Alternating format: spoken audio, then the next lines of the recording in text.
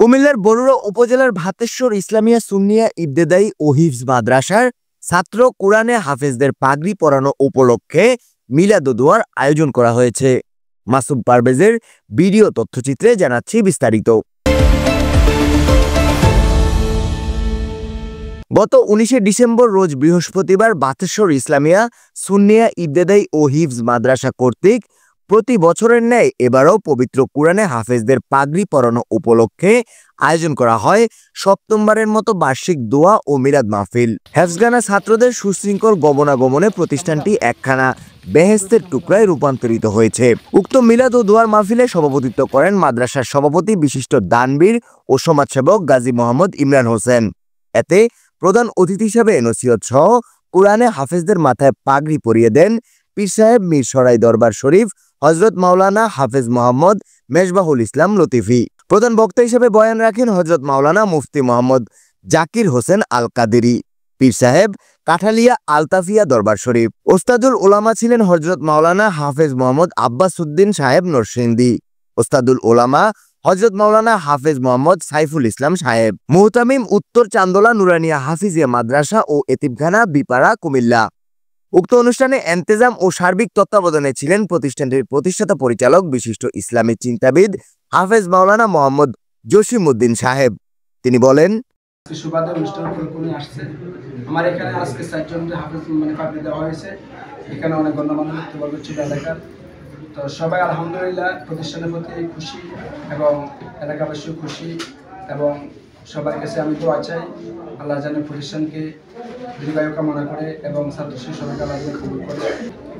এলাকাবাসী যথেষ্ট আমার প্রতি নজর আছে, তাদের খুব খেয়াল আছে, তাদের আদরের সন্তান আমার কাছে দিয়ে রাখছে। আমার এখানে প্রায় 150-এর মতন স্টুডেন্ট আছে আমার এখানে। এগুলো তাদের সন্তান, তারা আমার কাছে দিয়ে রাখছে আমানত হিসাবে। আমার যতটুকু সম্ভব আমি তাদের সন্তানগুলোকে ইনশাআল্লাহ কোরআন হাদিস মোতাবেক জীবন গড়ার চেষ্টা করতেছি।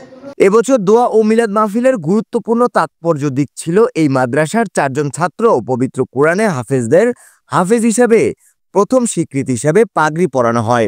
মাদ্রাসা থেকে যারা এই সম্মানিত হাফেজের মর্যাদা লাভ করেন তারা হলেন হাফেজ মোহাম্মদ মিরান শাহ, পিতা মোহাম্মদ মোস্তফা কামাল, হাফেজ মোহাম্মদ রউফ হোসেন, পিতা মোহাম্মদ শাহ আলম, হাফেজ মোহাম্মদ তামিম হোসেন, পিতা মোহাম্মদ কাউসার, হাফেজ মোহাম্মদ জুনাইদ হোসেন, পিতা মাওলানা মোহাম্মদ জাকারিয়া। জাতীয় মানবাধিকার সাংবাদিক সংস্থার অন্যতম নেতা মকবুল হোসেন মজুমদার বলেন, আমি অত্র এলাকার কৃতি সন্তান হিসাবে আমি এই মাদ্রাসায় আরও 2-1 বার এসেছি এবং ওনাদের রেকর্ডপত্রগুলো আমি সরজমিনে তদন্ত করেছি, যেমন অ্যাটেন্ডেন্স, চাকরির নিয়োগ, উপস্থিতি অনুপস্থিতি, এইসব ব্যাপারে আমি নিয়মাবলীগুলি ওনাদের দেখে আমি সন্তুষ্ট হয়েছি। ওনারা সম্পূর্ণরূপে এই একটা অফিসিয়াল মেনটেন করে, যেইভাবে একটা ছাত্র ভর্তি থেকে শেষ পর্যন্ত বিদায় নেওয়া পর্যন্ত পুরো প্রক্রিয়াটা অন্য 10টা সক্রিয় অফিসের মতো ওনারা পরিচালনা করেন।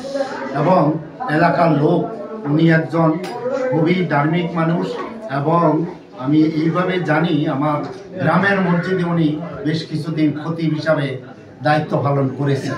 ওই থেকে ওনার সাথে আমার ভালো লাগছে। ওনার নামাজ পড়া, তেলাওয়াত করা সবকিছু মিলিয়ে আমি ওনাকে পছন্দ করি। এদিকে প্রতিষ্ঠানে দায়িত্বরত শিক্ষকগণ তাদের অনুভূতি জানিয়ে বলেন, আমি দীর্ঘদিন ধরে ভাতেশ্বর ইসলামিয়া সুন্নিয়া ইবতেদায়ী হিফজ মাদ্রাসায় খেদমতে আছি। আলহামদুলিল্লাহ, আল্লাহ পাক রব্বুল আলামিনের দরবারে লাখো শুকরিয়া।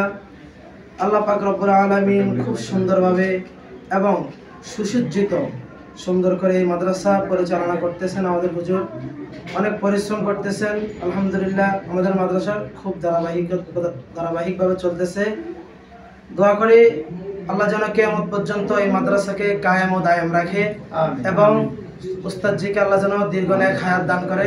আল্লাহ যেন হুজুরের মনের আশাগুলো পূরণ করে আর আমরা যেন মৃত্যুর আগ পর্যন্ত কোরআনের খেদমত করতে পারি। যেখানে ছিল একটা এনজিও প্রতিষ্ঠান, ওটা থেকে এখন কোরআনের বাগান হয়েছে, তাই বেহেশতের বাগান। এবং সকালের কাছে দোয়া প্রার্থী, আপনারা সবাই এই মাদ্রাসার জন্য দোয়া করবেন। যে যেভাবে পারেন, কেউ অর্থ দিয়ে, কেউ বুদ্ধি দিয়ে, সেটাও যদি না পারেন তাহলে দুহাত তুলে আল্লাহর কাছে দোয়া করবেন। এই মাদ্রাসা শুরু থেকে এই পর্যন্ত যতটুকু পরিশ্রম করে এই পর্যন্ত দাঁড়াইছে, কাল কিয়ামত পর্যন্ত যেন আল্লাহর এই আল্লাহ রাসূলের এই মাদ্রাসা যেন কায়েম থাকে, সকলে বলে আমিন।